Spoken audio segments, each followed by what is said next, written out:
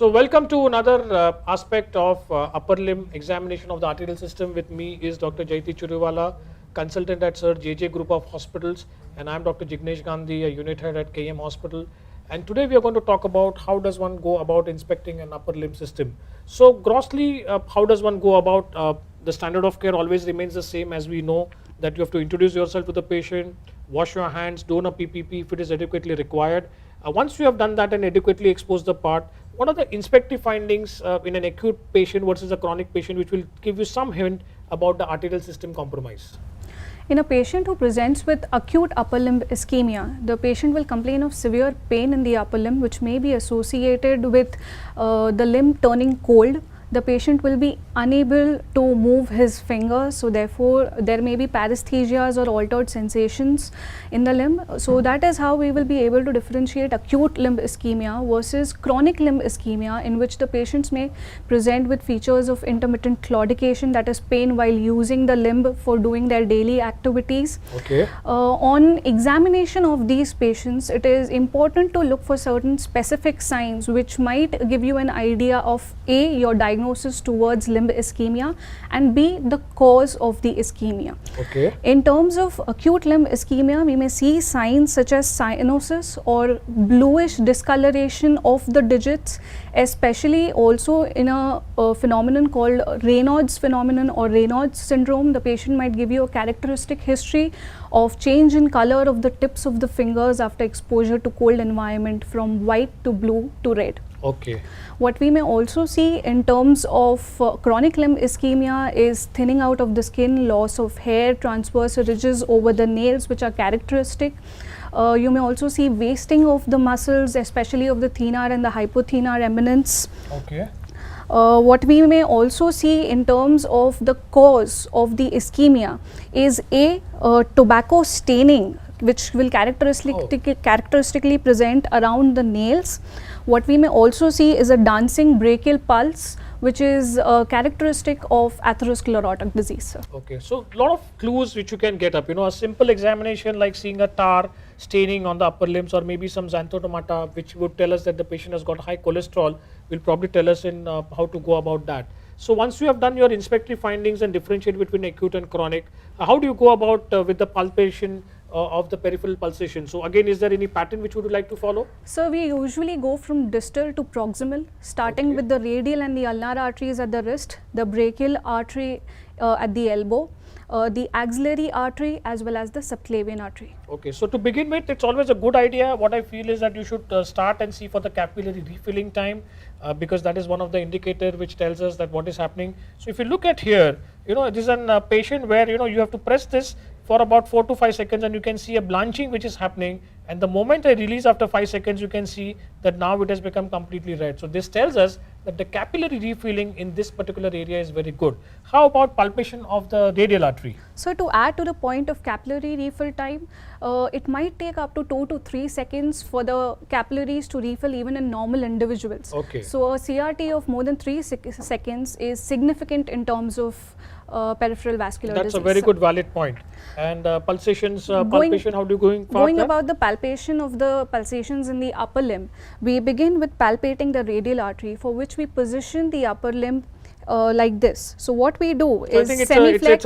What you do is you could put the patient in a semi-prone position, and then you try to slightly dorsiflex so that you can get your 3 fingers rightly into that area. Correct, sir. Characteristically, it is a position in which we shake the hand of the patient, okay, in which we semi-flex at the wrist and semi-pronate. Okay. And then palpate the radial artery against the lower end of the radius using 3 fingers, the index, the middle. So what is the significance of those 3 fingers? So that using 3 fingers, other than palpation of the presence of the pulse, what we are also trying to look for is the force, the tension and the volume of the pulse. What we are also looking at is the rhythm and the regularity of the pulse, along with measuring the pulse rate for a minute. What about the brachial artery? For the brachial artery, we slightly flex at the elbow, make the tendon of the biceps brachii prominent, and just medial to the tendon of the biceps brachii, we can palpate the brachial artery. So it's an important landmark that you have to identify the landmark. So here you can see that you have identified the landmark of the tendon, and then you just go a little bit medial to that and you put your fingers there, and then you will find it. that you are feeling for the pulsations. It's also important to know that sometimes you have to feel for whether there is any thickening of the vessel. So in that case, what you do is you feel for the brachial artery, you feel for the radial artery. The moment you feel both the pulsations, you compress on the brachial artery, and then you see to it that the force ceases here completely and there is no blood circulating into that. And then when you roll your finger onto the radial artery, you can feel for the vessel wall thickness. Are there any conditions where they will be thickened to begin with? Sir, arteriosclerosis is the pathology where the vessel wall is thickened due to deposition of fat. So elderly patients and even calcific, so if you have a calcific vessels, it will be thickened with that. Coming up to the upper part, how do you go about palpating the axillary artery? For palpating the axilla, you have to abduct the upper limb at the shoulder. Use your 3 fingers to insinuate into the axilla and try and feel the axillary artery against the neck of the humerus. Okay, fine. So this is where you will be going into the axilla, and as rightly shown here that this is the way you will be examined. And what about the pulsations above that? So above that, we try and palpate for the subclavian artery in the supraclavicular fossa. We go right above the clavicle and try and palpate the subclavian artery against the first rib. Okay. So this is where you will be completing that, and if you see some patients where you're going to also find for the carotid pulsations to complete that part is you will be making the tendon of the sternocleidomastoid more prominent, and usually it is palpated at the upper 1/3 of the sternocleidomastoid, and the landmark is that you just feel it against the upper 1/3 at the level of the upper border of the thyroid cartilage. A lot of times the students have a habit that I will be palpating against the Stechnack's tubercle, but let me tell you that in clinical practice it's very difficult to identify the tubercle per se. It's always a good habit that you palpate at the upper end of the thyroid cartilage, identify the upper end of the thyroid cartilage, feel the medial border of the sternocleidomastoid and feel your pulsations against that. That's where you will be seeing for the carotid pulsations. So can you just summarize what all will be the findings we'll be seeing right from the capillary feeling to upwards? Yes, sir. One more thing I would like to add in terms of palpation of the carotid artery is remember that what you're palpating is the common carotid artery and not the external or the internal carotid artery there. That is one brownie point you will earn and in your second thing is that examinations. one should never palpate both of them at the same time, otherwise you can put this patient into vasovagal syncope. So can we summarize from below upwards, from the capillary refilling upwards, what do you do? From below upwards, you start with checking the capillary refill time, where you press on the nail bed of the patient, look for the blanching for about 5 seconds. On releasing it, you will see a refilling in the form of erythema in the nail bed, and this should appear within 3 seconds to suggest an adequate blood supply. This is followed by checking the radial as well as the ulnar arteries, the radial against the lower border of the radius over the wrist, and the ulnar artery over against the lower border of the ulna again at the wrist in a characteristic hand shaking position. The brachial artery is palpated with the elbow flexed slightly, exactly medial to the tendon of the biceps brachii.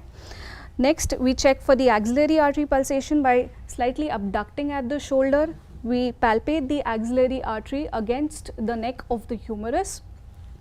Next, we check the subclavian artery, which is palpated in the supraclavicular fossa against the first rib, and we palpate for the common carotid artery against the at the level of the upper border of the thyroid cartilage, just medial to the sternocleidomastoid. So any importance of temperature in the examination of the upper limb? Yes, sir. In peripheral vascular disease, checking the temperature of the affected limb and comparing it to the normal side is extremely important, because in peripheral vascular disease, the affected limb is relatively cold compared to the normal limb. So it is very essential to start by first checking the temperature on the unaffected limb. Once you have palpated the unaffected limb, you come over to the affected limb and compare the temperature on both the sides. Especially in this COVID era where we are always wearing gloves to examine patients, it is very important to remove your gloves to check the temperature and compare it against the normal side.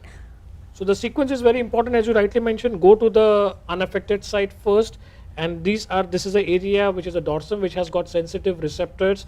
We never palpate it with the palmar aspect. So palpate the unaffected first, and then when you go back to the affected part, you can appreciate the difference very clearly, and then you can say that this particular limb is ischemic. I think that's a very valid, important point when you see for the temperature in upper limb examination. So this summarizes the complete examination of the upper limb arterial system. dividing into the acute and chronic changes, identifying that, and small things like identifying of the tar staining or the xanthomatter. This can give you special marks in the exams, because identifying them gives you a particular diagnosis towards the etiopathogenesis of the problem. And then, as rightly she has mentioned about all the points from top downwards, just follow a pattern whether you want to go below upwards or above downwards, but in the lower limb it's always better to go from below upwards, and then identifying all the landmarks. Thank you very much, and we should always thank our patient at the end of this session, because this is what helps us to gain more confidence, and this is a good gesture also for the examiners that you have thanked your patient before completing the clinical examination. Thank you very much. Thank you, Dr. Jayathi. Thank you, sir.